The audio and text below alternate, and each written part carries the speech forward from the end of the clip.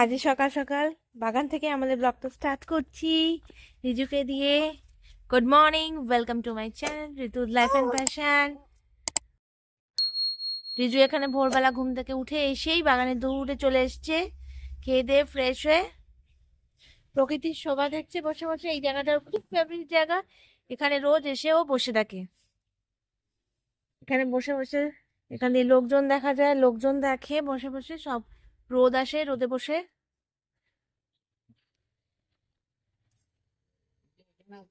রিজু, কি করছো তুমি? এই জায়গাটায় ফুলের পাশে বসে থাকবে এসে। এটা খুব সুন্দর লাগে, এই জায়গাটায় বসে থাকতেও খুব ভালোবাসে। বসে বসে কি ভাবে, কি দেখে।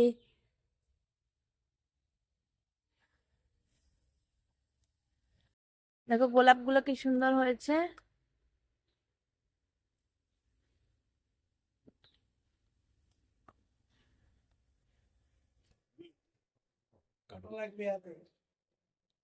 আমি ফুল ধরছি, ও ফুল ধরবে।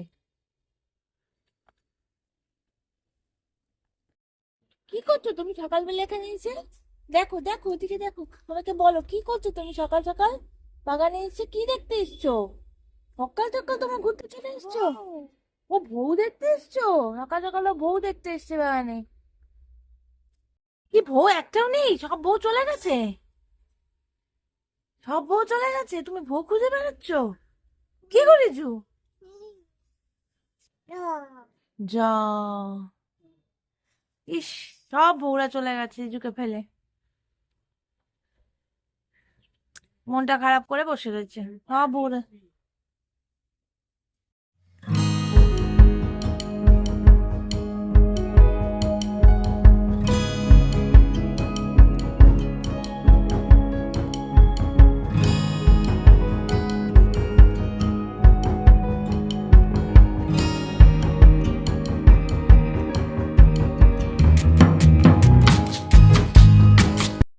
কি সুন্দর না ফুলগুলো? তুলো ও রিজু, একটা উঠাও। কি সুন্দর ফুলগুলো। ভালো হয়েছে? ভালো ফুলগুলো, খুব সুন্দর। ও,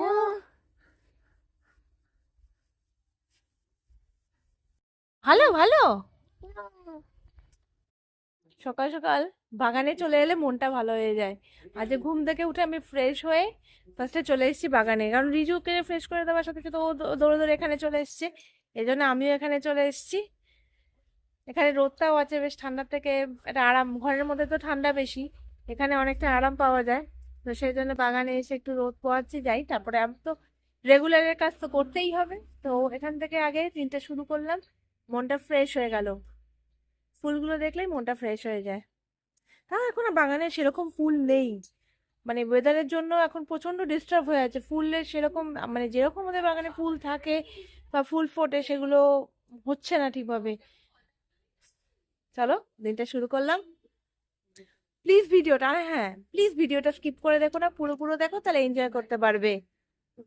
আর যদি চ্যানেলটাকে ভালো লেগে থাকে তাহলে প্লিজ সাবস্ক্রাইব করো, কমেন্ট করো, লাইক আর প্রচুর শেয়ার করো, যারা এই ধরনের ব্লগ ভিডিও দেখতে ভালোবাসে। হ্যাঁ, ঝাড়ু ঠিকই আছে, এবার ঝাড় দাও, আমাদের আর চিন্তা নেই। এই যে আমাদের রিজু এখন আমাদের ঝাড়ুদার হয়ে গেছে, আমাদের আর ঝাড়টা দিতে হয় না, রিজুই সব ঝাড়টার দেয়, পরিষ্কার করে। হ্যাঁ, এখানটা পরিষ্কারই আছে, ওদিকে যাবে, যে ওদিকে ঝাড় দিতে হবে। ও দেখতে লাগছে বাবা, রিজু আয়নায় দেখছে, নিজেকে আয়না পিটিয়ে পিটিয়ে দেখছে। বাবা। বাবা, এরকম করে আয়না দেখে বুঝি? ওই আয় যাবে আয় আয় আয় আয়, সব কিছুতে টান সব দিল। কিছু দেখতে হবে। না আয়না দেখবে বলে উঠলি, আবার কোথায় যাচ্ছে? আয়নাতে দেখো তো কেমন লাগছে, উফ কি সুন্দর লাগছে। বাবা, সকালবেলা গলা জড়ি ধরে বসেছে, বাবার কাছে থাকবে। বাবাও ছুটি নিয়েছে, আর ছেলে গলায় কোলে উঠে বসে আছে গলা জড়িয়ে। সকালবেলা উঠে তো সে কোল থেকে নামবে না, বাথরুম যেতে দেবে না, কিছু করতে দেবে না, সে কি কান্না। বাবাকে ছাড়বে না। আর তুমি কিছু বলে দাও, তুমি কিছু বলে দাও, হ্যালো তুমি হ্যালো কিছু করো। বলতে, হাই টাই সব ভুলে গেছে, কিচ্ছু তুমি মনে তো নেই। হাই করে দাও তো, হাই করে দাও তো। করবে না কেন? এখন তো অধঃপতন কেন তোমার? দুষ্টামি করবে কিন্তু কোনো পড়াশোনা করবে না, এরকম ব্যাপার। বউ শুধু ঘুম ও সারাদিন ঘুম। হাই করে দাও। এই না হাই না করো, হাই করো। এই দেখো রিজু এখানে বসে বসে মেথি শাক মেথি শাক পেয়েছে কোথা থেকে, সব মেথি শাক রান্না হবে, সেই মেথি শাক নিয়ে এসে এগুলোকে কুটি কুটি করে বিছানার উপরে সাজিয়েছে। এই যে এনার কাজ হচ্ছে এই বিছানার মধ্যে পুরো শাক ভরিয়েছে। কি করছো তুমি এগুলো নিয়ে, কি করছো?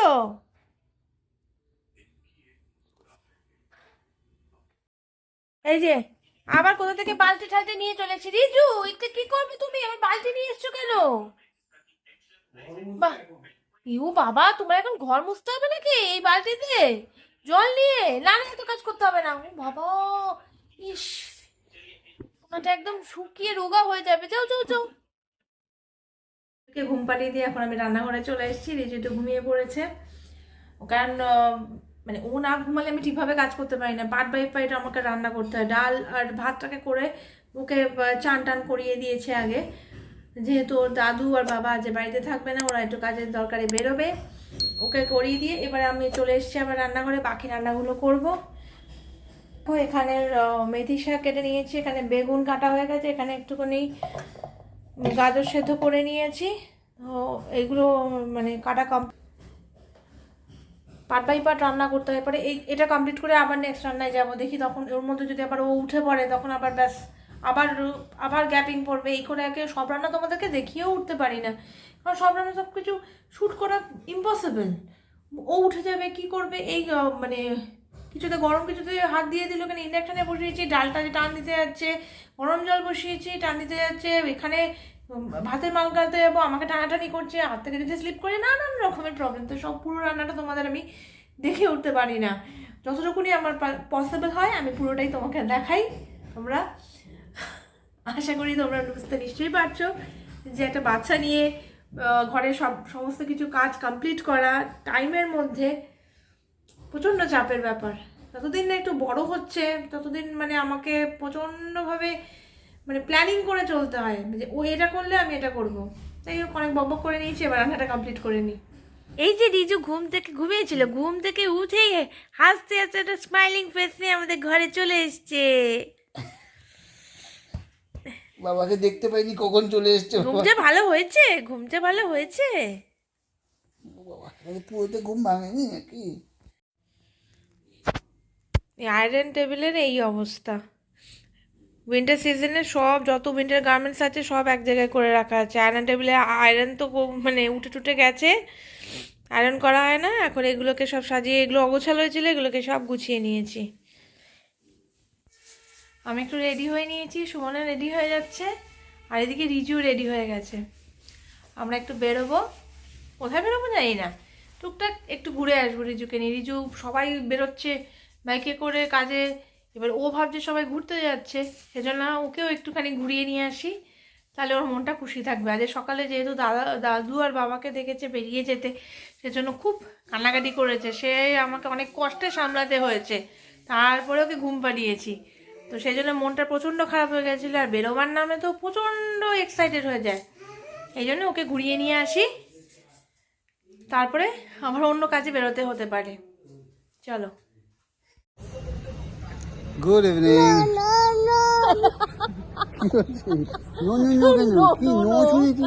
নতুন একটা কথা শুনেছি, নো আর না না আর হ্যাঁ, এই তিনটে কথা শুনেছি। ভালোই বলতে, তখনই যা কিছু বললো বলে দিল নো নো, পড়ে যাবি কিন্তু। যদিও আমার বাইকের ওপর বসে আছে, কোনো রকমে ধরে রেখেছি ওকে।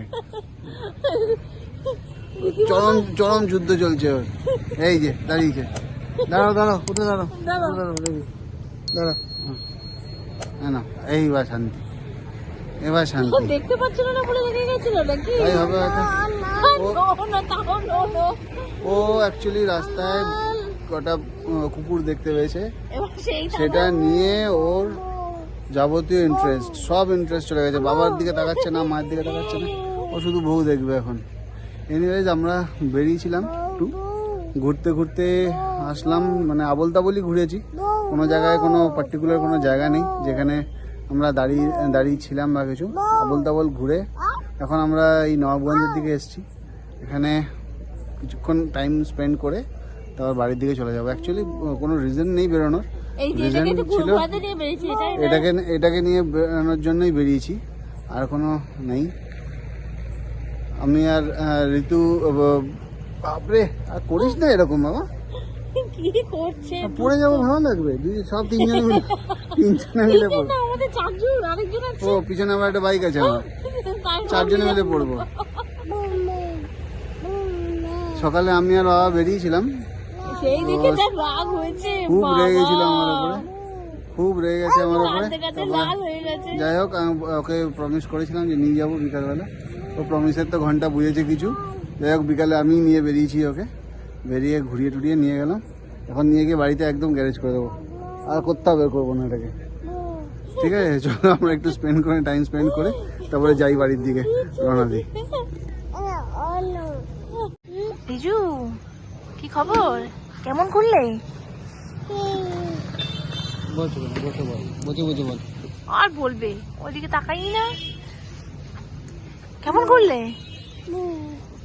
বউ দেখবে, বউ ও খালি অনেক অনেক বউ দেখেছে, ও বউ দেখবে, ও শুধু বউ দেখবে। এই দেখে দেখে বউ খুব ভালো লাগে, কোথা থেকে এত ভালো লাগলো কে জানে, বউ খুব ভালো লাগে। এই পড়ে কি করছে?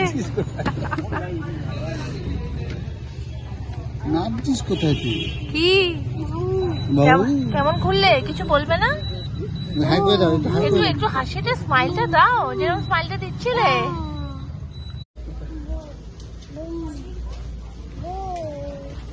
খালি বাবার কোলে এখানে আসাতে দাঁড়ানো থেকে খালি বউ বউ শুরু করে দিয়েছে। কি যে বউ বউ শুরু করেছে, এত বউ প্রীতি, বাপরে বাপ। রিজুকে নিয়ে ঘুরিয়েও এলাম, আর তার সাথে আমি আমার হেয়ার কাটটা করে এসেছি। আমি আর সুমন দুজনেই আমাদের হেয়ার কাট করে এলাম। মানে এই একটা কাজ অনেকদিন ধরে পেন্ডিং ছিল, সারবো ভাবছিলাম, তো এটা সারা হয়ে গেল। রিজুরও মন খুশ, আমাদেরও কাজ হয়ে গেল। এবার যাব কিচেনে।